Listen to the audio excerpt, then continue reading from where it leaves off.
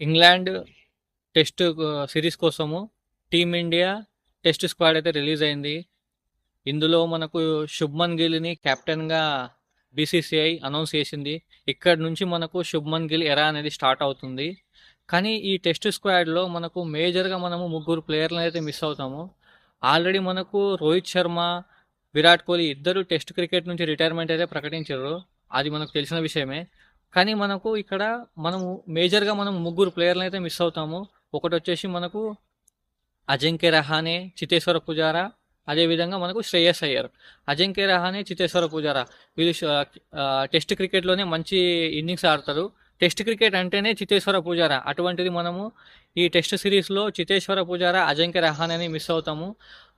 అదేవిధంగా శ్రేయస్ అయ్యర్ డొమెస్టిక్ క్రికెట్లో Ranji trophy, Irani cup, Syed Mushtaq Ali trophy, champions ట్రాఫీలో మోస్ట్ రన్స్ కొట్టి మనకు కప్ రావడానికి కీలక ప్రధాన పాత్ర పోషించిండు. అలాంటిది మనకు శ్రేయస్ అయ్యర్ని కూడా కన్సిడర్ చేయలేరు టీమిండియా స్క్వాడ్లో. డొమెస్టిక్లో అంత మంచి పర్ఫార్మెన్స్ ఇచ్చినా కానీ టీమిండియా స్క్వాడ్లో మాత్రము శ్రేయస్ అయ్యర్ని కన్సిడర్ చేయలేరు. మనము మేజర్గా ఈ ముగ్గురు ప్లేయర్లు అయితే మిస్ అవుతాము. ఇప్పుడు అనౌన్స్ చేసిన స్క్వాడ్లో మొత్తము యంగ్స్టర్సే ఉన్నారు. సీనియర్ క్రికెటర్లు వచ్చేసి మనకు కేఎల్ రాహుల్, రవీంద్ర జడేజా. యంగ్స్టర్స్తోని ఏ విధంగా పర్ఫార్మెన్స్ ఇస్తుంది, ఇంగ్లాండ్ కండిషన్స్ని యంగ్ ప్లేయర్స్ ఏ విధంగా మనకు పర్ఫార్మెన్స్ ఇచ్చి చూపిస్తారు అనేది చూడాలి. వీడియో మంచిగా అనిపిస్తే లైక్ చేయండి, షేర్ చేయండి. Thank you for watching.